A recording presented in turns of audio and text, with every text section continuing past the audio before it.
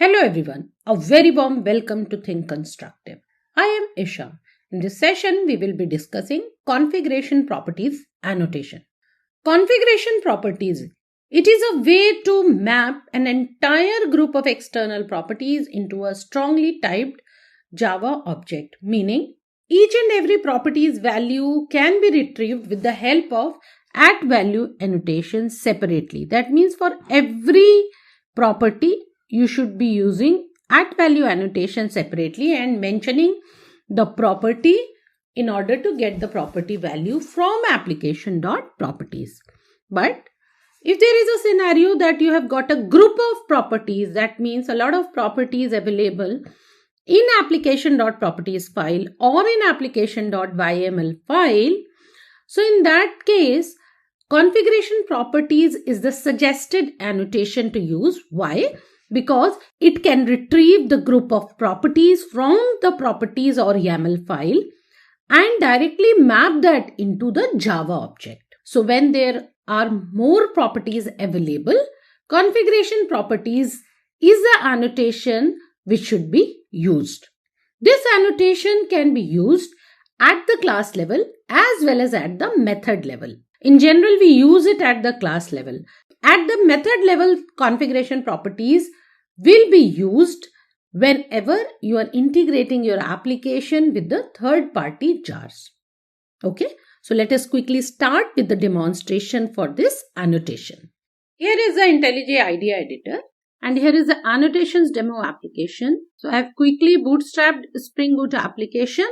Okay, so this is the main triggering point for a Spring Boot application. Now for configuration properties demo, let us quickly populate the application.properties file. So this is something Spring application name which we always get when we bootstrap the application with the help of a Spring initializer. Now I will write couple of properties here and then we will see how we can retrieve the group of properties directly in our application. So I'll just say db.connection.url is equal to, let's say, I will give Postgres URL jdbc :postgres, okay, then local host, okay, and the default port for Postgres 5432/myapp. Okay, then I'll just copy this db.connection so that I can get the common prefix. Okay, in order to retrieve the group, if I'll put some common prefix, that will be helpful. Okay, then I will give user name, let's say root, then I will give password,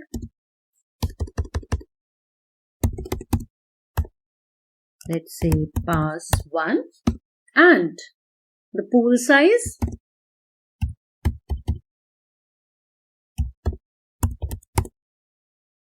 let's say pool size I gave 30. Okay, so let me give these many properties. So what I have done, I have given 4 properties and I would like to access all these 4 properties in my application. So I'll come back to annotation demo application. This is the simple Spring Boot triggering point. So herein I'll add one record which will get all the mappings of all these 4 properties. Since these properties are the database properties, so let me just create a class called, or rather a record I will be creating. So I'll choose record here and I will give name as database properties. One more thing to note here. Currently, I am using application.properties and after that, I will also be showing the demonstration how can you access the properties using application.yaml file. So for record creation, I will be writing the field's name here. So I'll just say URL, okay, and then string user name, string password, and pool size is the number, so I'll just take int pool. So I have given all 4 properties here in my database properties record. And very important stuff, I should be annotating it with configuration properties annotation. Then only the properties what we have given in application.properties will be mapped here with the properties URL, username, password and pool size. And here as an argument, I will give prefix equals something. What is that thing? I'll come back to application.properties and here you can notice I have given the common prefix called as db.connection so that this group can be identified. So this db.connection prefix, when I will mention here, it will be able to map this db.connection and then further whatever is the property mentioned here and the value of that property. And you can notice the name URL what I have given here, same URL I have given here. Then for username, similarly for password and for pool size you can notice specifically I have mentioned pool dash size.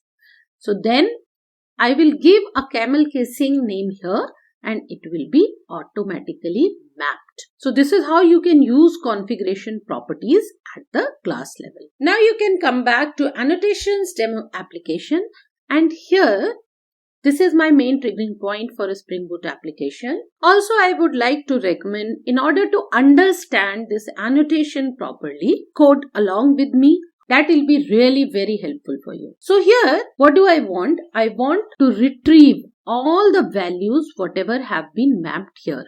Okay. And to get them printed here in my application. So for that, I should first enable configuration properties. How do I do that?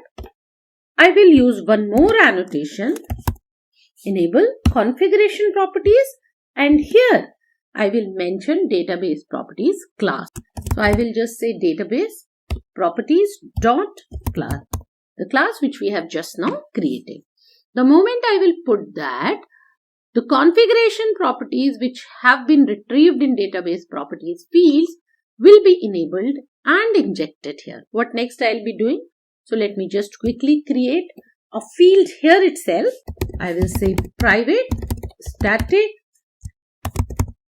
database properties and the field name as database properties. Okay. And then I will create a constructor for this application. Okay. I can just say generate constructor here and I will pass this database properties as an argument here. So here I will say this dot database properties is equal to database property. And I will also create one method which will return these database properties.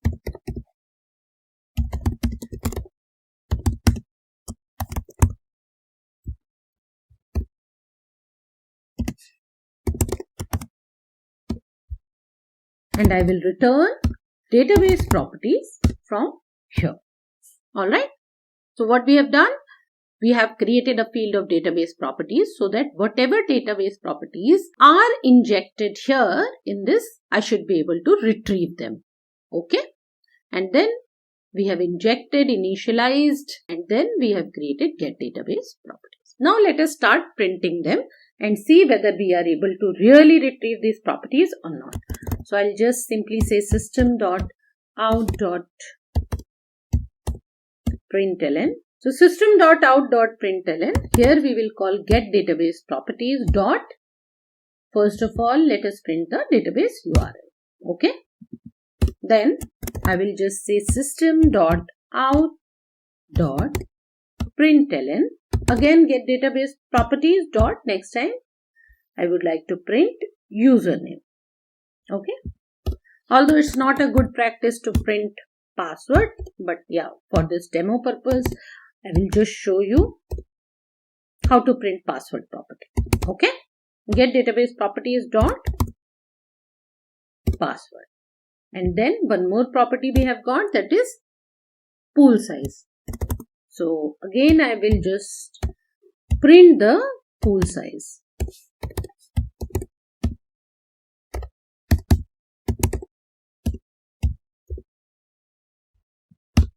Yeah. If all the properties have got injected properly and is available in database properties, we should be able to get all these 4 values printed here. So write down in the comment section whether you are able to get the properties value in the console window or not. So let us execute the application and see. See, URL, username, password and pool size. We have got it. Fine.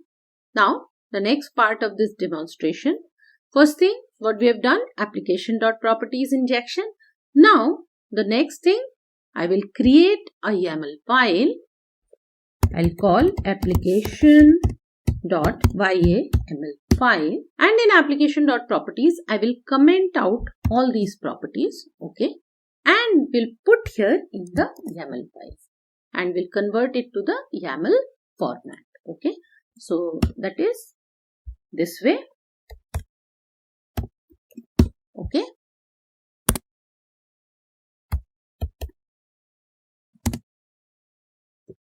And this should be in double quotes. Similarly, I will put username and will put a colon here and in double. I hope you already know YAML file format. Okay, then I will delete this and will put password here. Okay, in double quotes the value of the password and pool size. It is an integer or number, so we can leave it as is. I'll just save, and you can notice in application.properties I have commented all these values, and in application.yaml all these values are present now. Here, with the help of this db.connection prefix, if it is able to successfully retrieve the properties value from application.yaml, I should be able to get the similar output. So let us bring up the application and see. See, I am still able to get URL, username, password and pool size. So that means in the similar manner, it will be able to retrieve values from application.yaml file. Okay, let us cover one more scenario. Let's say my application.yaml is becoming very big. So I would like to put some values, or the requirement is there should be separate configuration files. So how will we read values from all those files in our application? Okay. So I'll just, for now, I will demonstrate that with the help of pool size. So I'll comment out this and I will create one more YAML file here. Let's give the name as db pool or db prop. Okay. .yaml. Fine. So my master file or main file will still remain application.yaml, but in the db prop, I will input the values which I would like should be read from db prop.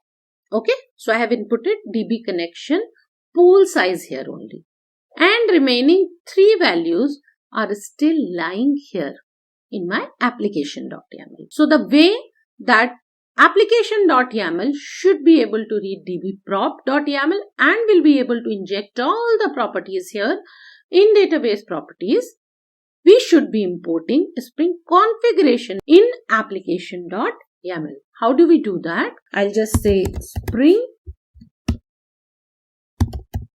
config import. Okay.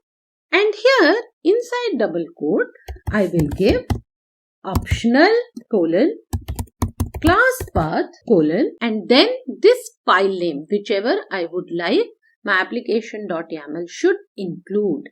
And what is the file name? dbprop.yaml. Clear? So ideally, if it is able to read this file, it should be able to still give me pool size, right? I'll save. I'll bring up the application and see. What am I getting?